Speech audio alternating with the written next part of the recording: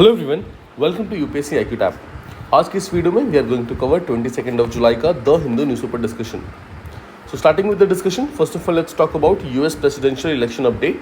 तो रिसेंटली ये हुआ है कि जो बाइडन, जो कि डेमोक्रेटिक पार्टी के बेसिकली नॉमिनी थे for the next US presidential election के लिए, उन्होंने अपने आप को बैकआउट कर लिया है एंड उन्होंने एक दूसरे party member that is Kamala Harris, जो कि राइट नाउ वाइस प्रेसिडेंट है यूएसए की, उनको एंडोर्स किया है for the next presidential candidate. I hope आप समझ गए होंगे। जो बाइडन, जो कि एक्चुअली डोनाल्ड ट्रंप के अगेंस्ट में प्रेसिडेंशियल इलेक्शन फाइट करने वाले थे, तो जो बाइडन ने बेसिकली बैकआउट कर लिया है। उन्होंने अपनी जगह पर किसको भेजा है? कमला हैरिस को। सो कमला हैरिस को वो अभी प्रेसिडेंशियल कैंडिडेट की तरह एंडोर्स कर रहे हैं रादर डोनाल्ड ट्रंप के अगेंस्ट में। ठीक है, रीज़न क्या है? बेसिकली पर्सनल रीजन है। बाइडन की एज, हेल्थ और उनके जो रिसेंट बहुत सारे मतलब ऐसे एग्जांपल्स आए हैं जिसके कारण ऐसा लग रहा है कि maybe he'll not be able to handle the job for another term. इसके कारण उन्होंने बैकआउट कर लिया है।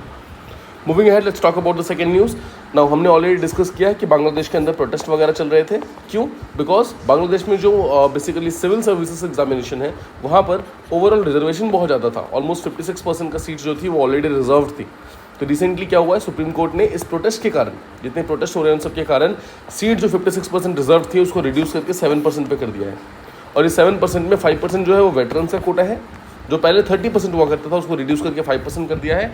और 2% जो कोटा दिया गया है वो दिया गया है बेसिकली एथनिक माइनॉरिटीज़ को, ट्रांसजेंडर कम्युनिटीज़ को और पीपल विद डिसेबिलिटीज़ को। तो इन सबको यहाँ पर 5% वेटरन्स को और 2% इनको दिया गया है। इसके तहत तब सिर्फ 7% कोटा जो है रिजर्वेशन में रह गया। बाकी 93% जो है वो ओपन है फॉर जनरल एग्जामिनेशन। नाउ जो ओरिजिनल कोटा सिस्टम था उसमें ऑलमोस्ट ऐसा हमने देखा 30% सीट जो थी वो वेटरन्स के लिए रिजर्व थी। तो वेटरन्स कौन है? तो 1971 में जो बांग्लादेश का वॉर ऑफ इंडिपेंडेंस हुआ था, उसमें वो सारे के सारे लोग जिन्होंने बांग्लादेश की तरफ से फाइट किया था, उनके जितने भी रिलेटिव्स हैं, भले ही वो उनकी इमीडिएट फैमिली से हो या फिर रिलेटिव फैमिली से हो, दोनों ही बेसिकली यहाँ पर इस कोटा सिस्टम के अंदर आते थे। ठीक है, सो उम्मीद करता हूँ आपको ये चीज़ प्रॉपर्ली समझ आ गई। Moving head, let's talk about third news. अगर आप किसी भी स्टेट पीसीएस की तैयारी कर रहे हैं तो ये चीज़ आपके लिए काफ़ी इंपॉर्टेंट है कि who is the first women officer जिनको रिसेंटली सियाचिन पे पोस्ट किया गया है। सो मैसूर की जो कि कर्नाटक के अंदर है, कैप्टन सुप्रीता है, जिनको रिसेंटली सियाचिन में पोस्टिंग दी गई है। अब सियाचिन ग्लेशियर की अगर हम बात करें तो ये वर्ल्ड का हाईएस्ट बैटलफील्ड है। और अगर सियाचिन में एक वुमेन ऑफिसर को भेजा जा रहा है, इसका मतलब है कि हम धीरे धीरे वुमेन्स का रोल को इवॉल्व करना स्टार्ट कर रहे हैं इंडियन आर्म फोर्सेस के अंदर, जहाँ पर we are trying to break the barriers and conquer the challenges so that womens and mans को जो इक्वल अपॉर्चुनिटीज़ की हम बात कर रहे थे वो अब आर्म फोर्सेस में भी मिलना स्टार्ट हो गया है। Moving ahead, let's talk about a disease in Kerala. अभी पिछले कुछ महीनों से ये पर्टिकुलर डिजीज़ काफ़ी फास्ट स्प्रेड हो रहा है केरला के अंदर, जहाँ पर 5 केसेस हुए हैं जिनमें से 3 की यहाँ पर डेथ हो चुकी है। Now the disease is called as amoebic meningoencephalitis। ठीक है, देखो अमीबा का से रिलेटेड जो मेनिंजोएंसेफेलाइटिस डिजीज़ है उस चीज़ के बारे में भी हम बात करते हैं। सबसे पहले चीज़ तो ये फैलता किससे? ध्यान रखिएगा, 2 टाइप के अमीबा के पैरासाइट्स होते हैं। मतलब 2 टाइप के ऐसे पैरासाइट है जो कि अमीबिक है। अमीबिक का मतलब होता है सिंगल सेल्ड है। नो, पहले का नाम है नाइजीरिया फॉलेरिया, ठीक है, पहले का नाम है, और दूसरे का नाम है वर्मामीबा वर्मिफॉर्मोसिस। सो ये नाइजीरिया फॉलेरी और वर्मामीबा वर्मिफॉर्मोसिस, ये 2 टाइप की अमीबिक बेसिकली पैरासाइट है जो कि इस पर्टिकुलर चीज़ को कॉज करते हैं। इनको ब्रेन ईटिंग अमीबास भी बोला जाता है। सो नाम से मालूम चल रहा है ये हमारे बॉडी के कौन से पार्ट को अफेक्ट करेंगे? तो डायरेक्टली ब्रेन को अफेक्ट करेंगे। अब देखो, ये जो अमीबाज हैं बेसिकली फ्रेश वाटर लेक्स में पाए जाते हैं, जैसे कि रिवर्स हो गए, पॉन्ड्स हो गए, लेक्स हो गए, इन सब जगहों पर पाए जाते हैं। ये बेसिकली सी वाटर में कभी भी नहीं पाए जाते हैं। तो समंदर में ये प्रॉब्लम नहीं होती है, बट रिवर्स, लेक्स, स्पेशली जहाँ पर स्टैगनेंट वाटर है वहाँ पर ये चीज़ें पाई जाती हैं। और केरला के अंदर ये काफ़ी फास्ट फैल रहा है बेसिकली। ना इस इन्फेक्शन में होता क्या है कि जो कंटामिनेटेड वाटर है, मतलब जहाँ पर वो अमीबा ऑलरेडी प्रेजेंट है, वो पर्टिकुलर वाटर जो है वो नेजल पैसेज यानी कि नोज़ के थ्रू हमारे बॉडी के अंदर घुसता है। उसके बाद जो अमीबा है वो डायरेक्टली ब्रेन तक ट्रैवल करता है और वहाँ पे ब्रेन की टिश्यू को डिस्ट्रॉय करना स्टार्ट कर देता है, ब्रेन को स्वेल करना स्टार्ट कर देता है, जिसके कारण डायरेक्टली डेथ होने के चांसेस यहाँ पे काफ़ी ज़्यादा इंक्रीज हो जाते हैं। सिम्टम्स क्या है? सिम्टम्स बेसिकली हेडेक, फीवर से स्टार्ट होता है, धीरे धीरे वॉमिटिंग, स्टिफ नेक, मतलब आपकी जो नेक है उसमें काफ़ी स्टिफनेस आ जाना, और उसके बाद धीरे धीरे फिर मेंटल स्टेटस यहाँ पर ऑल्टर होने लगता है और धीरे धीरे वो डेथ कॉज करता है। ठीक है, सो उम्मीद करता हूँ इस पर्टिकुलर जो डिजीज़ है अमीबिक मेनिंजोएंसेफेलाइटिस, इसके बारे में आप प्रॉपर्ली समझ गए। सबसे इंपॉर्टेंट चीज़ इसका वेक्टर है और किस तरीके से फैलता है, तो पैरासाइटिक डिजीज़ है, इतना ध्यान रखिएगा। Moving ahead, let's talk about Bagmati river. So Bagmati river देखो एक क्रॉस बॉर्डर रिवर है। इसका मतलब क्या है? 2 कंट्रीज़ में ये ट्रैवल करती है। ये बेसिकली नेपाल के हिमालय से स्टार्ट होती है और उसके बाद ये इंडिया में बिहार में आती है और बिहार में काफ़ी सारा पानी लेकर आती है। बिकॉज ऑब्वियसली हिमालय के बाद डायरेक्टली बिहार के अंदर एंटर करती है, और हिमालयाज डायरेक्टली ग्लेशियर्स का बेसिकली होम है। सो यहाँ से काफ़ी सारा पानी डायरेक्टली बिहार में आता है, जिसके कारण बिहार में ऑलमोस्ट हर ईयर एनुअल फ्लडिंग देखी जाती है। हर साल यहाँ पर बाढ़ आता है बागमती रिवर के कारण। नाउ अगर आप बिहार पीसीएस की तैयारी कर रहे हैं तो आपको ये भी पता होना चाहिए कि कौन कौन से डिस्ट्रिक्ट्स यहाँ पर अफेक्टेड हैं, जैसे कि दरभंगा, सीतामढ़ी, शिवहर, मुजफ्फरपुर, खगड़िया। ये सब वो प्लेसेस हैं जहाँ पर डायरेक्टली ये पर्टिकुलर जो रिवर है ये फ्लडिंग कॉज करता है। अगर आप यूपीएससी की तैयारी कर रहे हैं तो आप ये वाला पॉइंट छोड़ सकते हैं, but this point is still relevant. इसके अलावा अगर हम हिस्टोरिकली थोड़ा पीछे जाएँ तो बागमती रिवर का जो कोर्स था वो काफ़ी डिफरेंट हुआ करता था। वो पहले आकर डायरेक्टली गंगा रिवर में आकर मिल जाया करती थी, लेकिन अभी जाकर वो उसका कोर्स कुछ इस तरीके से चेंज हुआ है कि बिहार में एक डिस्ट्रिक्ट है समस्तीपुर, वहाँ पर एक कमला रिवर मूव करती है, और अब वो गंगा रिवर में ना मिलकर डायरेक्टली कमला रिवर में मिलती है। इसका मतलब है उसका कोर्स चेंज हो गया है। और इस कोर्स चेंज होने का सिंपल रीज़न है जो ह्यूमन हैबिटेशन वगैरह हुआ है, हमारे बहुत सारे घर बनाए गए हैं, जंगल काटे गए हैं, प्लेन एरियाज को और ज़्यादा प्लेन बनाया गया है। इन सब चीज़ों के कारण धीरे धीरे रिवर ने अपना कोर्स चेंज किया है। नाउ ध्यान रखिएगा, ऑलमोस्ट हर ईयर बागमती रिवर के कारण बिहार में फ्लड्स आते हैं, और सबसे वर्स्ट फ्लड्स जो आए थे वो 1994 में आए थे। ठीक है, तो this particular question can be asked in UPSC directly Bagmati river के बारे में। Let's move ahead, let's talk about Takua. Takua क्या है? देखो, ब्राज़ील का एक डिस्ट्रिक्ट है साओ पोलो। साओ पोलो में एक इन्वायरमेंटल प्रोटेक्शन एरिया है जिसको टाकुआ बोलते हैं। टाकुआ नाम का प्लेस है। टाकुआ बेसिकली पिरासिबा रिवर के ऊपर प्रेजेंट है, और यहाँ पर देखा गया thousands dead fish recently coast पे आकर मतलब पाए गए हैं। बेसिकली ये क्या शो करता है? ये वाटर कंटेमिनेशन के बारे में शो करता है वहाँ पे। सो डायरेक्टली आपसे यूपीएससी क्वेश्चन पूछ सकती है पिरासिबा रिवर कहाँ पर है, तो ब्राज़ील के अंदर प्रेजेंट है। आपसे पूछ सकती है टाकुआ कंजर्वेशन एरिया कहाँ पर है, तो ब्राज़ील के अंदर प्रेजेंट है। राइट, ये सब चीज़ें मालूम होनी चाहिए, ये सब चीज़ें डायरेक्टली यूपीएससी पूछ सकता है। मूविंग अहेड, डायसन स्फीयर की बात करते हैं। नो देखो, there is always a evergreening question कि क्या ह्यूमंस इस यूनिवर्स के अंदर अकेले हैं या फिर कोई और इंटेलिजेंट फॉर्म ऑफ लाइफ भी यहाँ पे प्रेजेंट है। Right, are we alone? क्या एलियंस प्रेजेंट है कि नहीं? This is a very very interesting and very very deep rooted question, जो काफ़ी दिनों से इसके आंसर्स ढूंढने की कोशिश कर रहे हैं ना। उसी चीज़ को सॉल्यूशन ढूंढते ढूंढते there was a person called as Dyson, जो कि बेसिकली एक साइंटिस्ट थे। उन्होंने डायसन स्फीयर का एक कंसेप्ट दिया था। तो डायसन स्फीयर क्या बोलता है? देखो, डायसन स्फीयर बेसिकली एक मेगा स्ट्रक्चर की बात करता है जो कि एनर्जी को बेसिकली कंजर्व करने की बात कर रहा है। सिंपल शब्दों में समझो तो एक स्टार से एनर्जी लेने के बारे में बात कर रहा है। ठीक है, डायसन स्फीयर। मैं आपको और सिंपल शब्दों में समझाता हूँ। देखो, मान लेते हैं कि ह्यूमंस के अलावा कोई और भी इंटेलिजेंट फॉर्म ऑफ लाइफ यहाँ पर किसी न किसी प्लेनेट के ऊपर रह रही है। अगर वो रह रही है तो वो टेक्नोलॉजिकली इतनी एडवांस हो जाती है कि उनको बहुत ज़्यादा एनर्जी की रिक्वायरमेंट होती है अपने डे टू डे जो भी उनके डे टू डे एक्टिविटीज़ होती हैं, उस चीज़ के लिए उनको एनर्जी की बहुत ज़्यादा ज़रूरत होती है ना। वो एनर्जी ऑब्वियसली वो फॉसिल फ्यूल वगैरह से तो कंप्लीट कर नहीं सकते, तो वो स्टार की पावर को यूज़ करना स्टार्ट करेंगे। कैसे? देखो, फॉर एग्जाम्पल मान लो ये सन है, ठीक है, मरकरी, वीनस एंड अर्थ, और मान लो हमारी ये अर्थ है। लेट्स से अर्थ कल को इतना ज़्यादा एडवांस हो जाए कि इसको एनर्जी रिक्वायरमेंट इससे इंक्रीज़ हो जाए, तो अर्थ क्या करेगा? अपने आसपास में बहुत सारे सोलर पैनल्स लगा देगा, और ये सोलर पैनल्स का डायरेक्ट काम क्या होगा? सन से अपनी एनर्जी को लेके आना। सोलर पैनल चार्ज करेंगे और डायरेक्टली वो एनर्जी को क्या करेगा? अर्थ के पास एमिट करेगा। सेम कंसेप्ट है यहाँ पर। मान लेते हैं कोई XYZ नाम का स्टार है, ठीक है, उसके आसपास मान लो बहुत सारे प्लैनेट्स हैं, और मान लो यहाँ पर कोई ABC नाम का प्लैनेट है। अब ABC प्लैनेट मान लो बहुत ज़्यादा टेक्नोलॉजिकली एडवांस हो गया है। अब अगर उसको एनर्जी की रिक्वायरमेंट है तो क्या करेगा? अपने आसपास में बहुत सारे सोलर पैनल्स बना देगा, मतलब डाल देगा बेसिकली, और इसी पर्टिकुलर सोलर पैनल्स के तहत क्या करेगा? वो इस पर्टिकुलर जो स्टार है इसकी एनर्जी को अपनी तरफ लेना स्टार्ट कर देगा। उसके बाद ये एनर्जी को कंजर्व करेगा और उस एनर्जी से अपने बेसिकली डेवलपमेंट का काम करेगा। इसी चीज़ को डायसन स्फीयर बोला जाता है। यही एक मेगा स्ट्रक्चर की बात की गई है जहाँ पर एक पर्टिकुलर प्लैनेट के आसपास में पूरी तरीके से बहुत सारे सोलर पैनल्स लगाए जाते हैं, जिससे कि उस पर्टिकुलर स्टार, मतलब जो भी स्टार है उस पर्टिकुलर प्लैनेट के आसपास में, उसके पावर को वहाँ पर लिया जा सके। ठीक है, देखो जैसे मैंने आपको बताया, swarm of solar panels surrounding a star, मतलब एक पर्टिकुलर स्टार के आसपास में स्टार से कंजर्व करने के लिए, मतलब एनर्जी को लेने के लिए उसके आसपास में सोलर पैनल्स लगा देना। ध्यान रखिएगा, स्टार के आसपास सोलर पैनल्स नहीं लगते हैं, रादर प्लैनेट के आसपास लगते हैं, और वो प्लैनेट जो है वो स्टार से लेता है वो पर्टिकुलर चीज़ों को, जो भी मतलब उनके बेसिकली एनर्जी की नीड है उन सबको लेता है। ठीक है, बट ये कौन करेगा? टेक्नोलॉजिकली एडवांस्ड सिविलाइजेशन करेगी जिसकी एनर्जी रिक्वायरमेंट बहुत ज़्यादा इंक्रीज हो जाती है। अब जो भी ये सोलर एनर्जी को जो कलेक्ट करने के लिए पैनल्स लगाए जाएंगे वो उसको कैप्चर करेगा, स्टोर करेगा, और उसके बाद ऑटोमेटिकली सेंड कर देगा जहाँ पर भी उसको भेजना है। ठीक है, उसके अलावा देखो, ये जो पर्टिकुलर स्फीयर्स होंगे ना, जो ये सोलर स्फीयर्स होंगे, यहाँ पर एनर्जी इतनी ज़्यादा बढ़ जाएगी कि यहाँ पर ऑटोमेटिकली यहाँ से इंफ्रारेड रेडिएशंस निकलने स्टार्ट हो जाएंगे। ध्यान रखिएगा, जहाँ पर भी एनर्जी का रिक्वायरमेंट, जो एनर्जी की जो प्रोडक्शन है वो बहुत ज़्यादा इंक्रीज हो जाती है, वहाँ से इंफ्रारेड रेडिएशंस निकलते हैं। ठीक है। अब देखो, जो डाइसन नाम के जो साइंटिस्ट थे उन्होंने यही बोला है, उन्होंने बोला है कि अगर आपको एलियंस को ढूंढना है, मतलब अगर आपको इंटेलिजेंट फॉर्म ऑफ लाइफ को ढूंढना है, तो आप क्या करो, इस इंफ्रारेड रेडिएशन को ढूंढना स्टार्ट करो। हमारे यूनिवर्स में कौन से ऐसे प्लेस है जहाँ पर इंफ्रारेड बहुत ज़्यादा इंक्रीज हो रहा है, बहुत ज़्यादा एमिट हो रहा है एक ही सिंगल जगह से। तो साइंटिस्ट ने उसको आइडेंटिफाई किया और 7 ऐसे जगह मिले हैं, 7 ऐसे प्लेसेस मिले हैं जहाँ के इंफ्रारेड रेडिएशन को वो जो साइंटिस्ट है वो प्रॉपर्ली डिकोड नहीं कर पाए, उनको मालूम नहीं चल रहा कि इंफ्रारेड रेडिएशन का एग्जैक्ट रिसोर्स क्या है, सोर्स क्या है। तो उनमें से कहा जा रहा है कि इनमें से हो सकता है, इनमें से कोई ना कोई एक डाइसन स्फीयर हो जहाँ पर कोई इंटेलिजेंट सिविलाइजेशन ने अपने आप को बेसिकली एडवांस करने के लिए, एनर्जी को इस्तेमाल करने के लिए डाइसन स्फीयर जैसा कोई स्ट्रक्चर बनाया होगा। ठीक है, सो उम्मीद करता हूँ आपको ये चीज़ समझ आई है। यूपीएससी क्या पूछ सकता है, डायरेक्टली पूछेगा डाइसन स्फीयर किस चीज़ से रिलेटेड है, ध्यान रखिएगा, इंटेलिजेंट फॉर्म ऑफ लाइफ को ढूंढना, यानी कि एलियंस को ढूंढने से बेसिकली रिलेटेड है चीज़, मतलब हैबिटेबल लाइफ को ढूंढने से रिलेटेड है। ऑलराइट, मूविंग हेड, एक एडिटोरियल की बात करते हैं जहाँ पर बात की गई है कि अगर हमें अनएम्प्लॉयमेंट से डील करना है तो हमें फीमेल एम्प्लॉयमेंट के ऊपर फोकस करना होगा।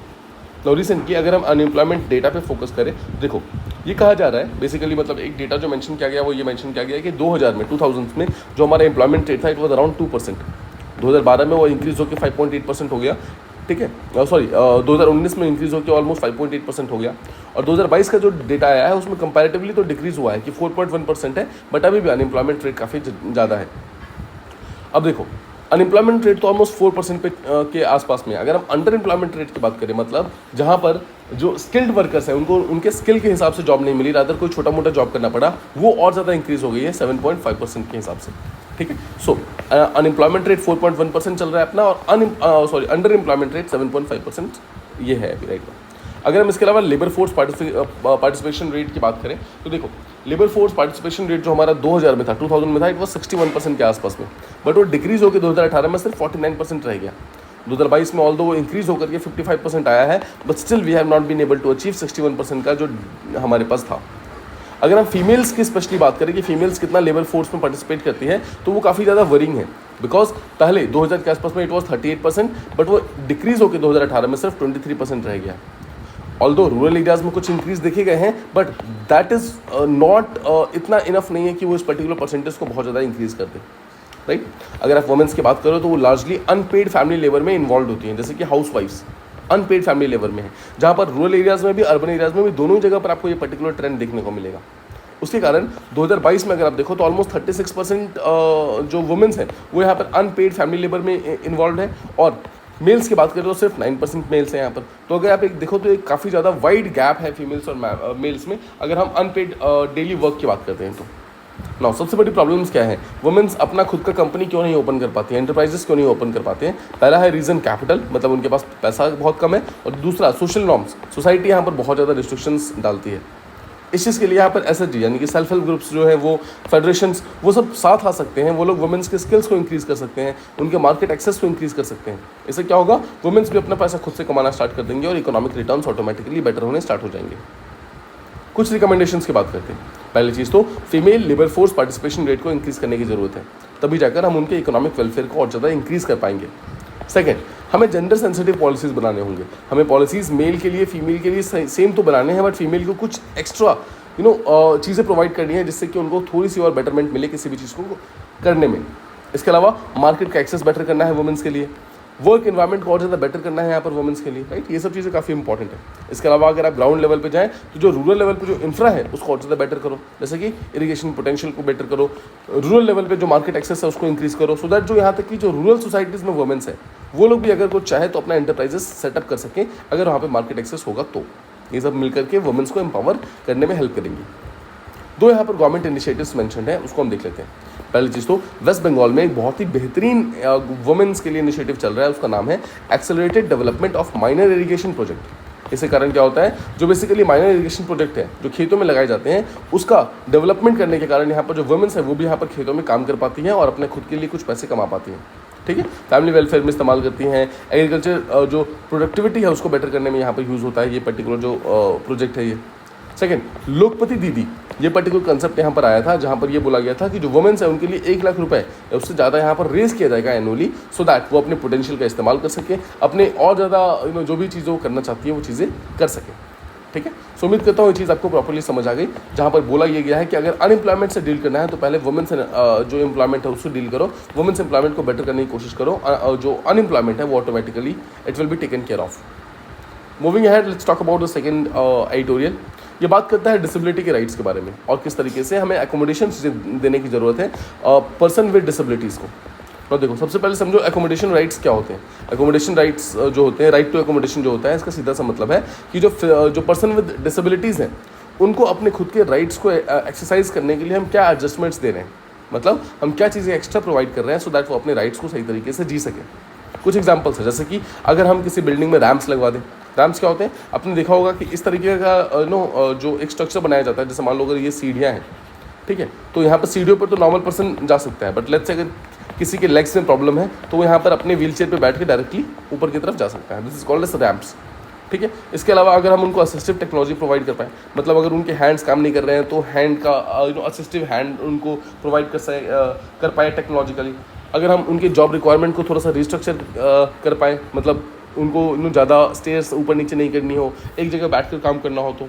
इसके अलावा कुछ वर्क प्लेस पॉलिसीज़ को मॉडिफाई करना है, किस तरीके से उनको सोशल स्टिग्मा से बचाना है, राइट। ये सब चीज़ें बेसिकली ज़रूरी है अगर हम डिसेबिलिटी के राइट्स को और ज़्यादा इन्फोर्स करना चाहते हैं तो। कुछ चैलेंजेस मैंशनड है। सबसे इंपॉर्टेंट चैलेंज ये है कि जो इंडियन इंस्टीट्यूशन है वो ये बोलते हैं हम बेसिकली जितने भी ये एकोमोडेशंस है, रीजनेबल एकोमोडेशंस है, उसको नहीं बनाते हैं क्योंकि फाइनेंशियल कंस्ट्रेंट्स है, मतलब हमारे पास पैसे नहीं है ये सब चीज़ें एक्स्ट्रा करने के लिए। तो सॉल्यूशन क्या है? सॉल्यूशन ये है कि गवर्नमेंट को यहाँ पर इन्वॉल्व होना पड़ेगा। गवर्नमेंट को यहाँ पर कुछ ऐसे इकोसिस्टम क्रिएट करने पड़ेंगे जहाँ से institutions basically person with disabilities को और ज़्यादा प्रमोट करना स्टार्ट करें। ऐसे इंस्टीट्यूशन को सेंसिटाइज करना बहुत ज़रूरत है, उनको इंसेंटिव्स देना ज़रूरत है, जैसे कि कम पैसे लेने हैं, सब्सिडीज प्रोवाइड करने हैं, टैक्स क्रेडिट्स वगैरह देने हैं अगर वो बेसिकली रीजनेबल जो एकोमोडेशन है वो बनाते हैं तो। इसके अलावा जो भी रीजनेबल एकोमोडेशन, मान लो अगर कोई एक प्राइवेट कंपनी बना रही है तो उसको कुछ पैसे यहाँ पर डेफिसिट में, मतलब कुछ पैसे यहाँ पर सब्सिडी की तरह गवर्नमेंट प्रोवाइड कर सकती है, राइट। तो इन सब चीज़ों से क्या होगा, बेसिकली पर्सन विद डिसेबिलिटीज़ के लिए जो ओवरऑल इंफ्रा है वो यहाँ पर बेटर होना स्टार्ट हो जाएगा। एक यहाँ पर नेशनल फंड है पीडब्ल्यूडीज़ के लिए, यानी कि पर्सन विद डिसेबिलिटीज़ के लिए। ये फंड का मेन एम क्या है? देखो, ये बैंक से और फाइनेंशियल इंस्टीट्यूशन से, इन जगहों से ये फंड आता है। बेसिकली इनका मेन एम ये है कि जो पीडब्ल्यूडीज़ हैं उनको उनकी जो नीड्स है उसको एड्रेस करना है प्रॉपर्ली। जो भी पर्सन विद डिसेबिलिटीज़ है उनको और ज़्यादा बेटर करना है, और जो भी उनको चीज़ें चाहिए वो सब चीज़ें उनको और ज़्यादा बेटर तरीके से प्रोवाइड करनी है, राइट। तो ये सब चीज़ें यहाँ पर इसके अंदर आती हैं। सो उम्मीद करता हूँ आपको रीजनेबल अकोमोडेशंस के बारे में प्रॉपर्ली मालूम चल गया होगा। Moving ahead, let's talk about the last article, जहाँ पर हम क्वाड और ब्रिक्स के बारे में बात करने वाले हैं। This is very important from our point of view. Now recently Quad की फॉरेन मिनिस्टर्स मीटिंग जापान में हो रही है अभी, ठीक है, ध्यान रखिएगा। नाउ अगर आप यूएसए की बात करें तो यूएसए भी इस मीटिंग के अंदर आया था और उसने बोला कि हमें डाइवर्स अलायंसेस बनाने की ज़रूरत है। मतलब क्वाड में आप जानते हैं टोटल 4 कंट्रीज़ हैं, India, Australia, Japan and USA, ये 4 कंट्रीज़ हैं। बट यूएसए कहना है कि अभी हम इसके बाहर जाकर, मतलब क्वाड तो चलो आगे बढ़ता रहेगा, बट इसके अलावा हमें कुछ और डाइवर्स अलायंसेस वगैरह बनाने की ज़रूरत है। क्यों? देखो, जितने भी लाइक माइंडेड कंट्रीज़ हैं, जो जैसे डेमोक्रेटिक कंट्रीज़ हैं, जो कि पीसफुल कंट्रीज़ हैं, जो पीस लविंग कंट्रीज़ हैं, इन सब कंट्रीज़ को साथ में आकर के हमें बेसिकली अलायंसेस बनाने हैं सो दैट सबके सब साथ में मिलकर वर्ल्ड पीस को इंश्योर कर सकें, राइट। क्वाड की अगर हम ओवरऑल फोकस की बात करें तो क्वाड का फोकस लगातार शिफ्ट होता जा रहा है पिछले कुछ सालों में।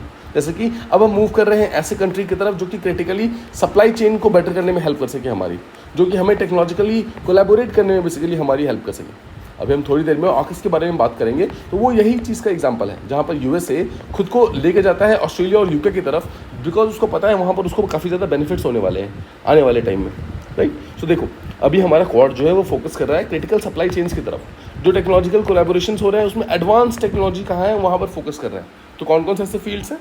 डिजिटल फील्ड हो गया, टेलीकॉम फील्ड है, हेल्थ, पावर, सेमीकंडक्टर्स, इन सब फील्ड्स के ऊपर क्वाड काफ़ी ज़्यादा फोकस कर रहा है। इस चीज़ को आप यहाँ पर आईआर के अंदर लेकर आ सकते हैं।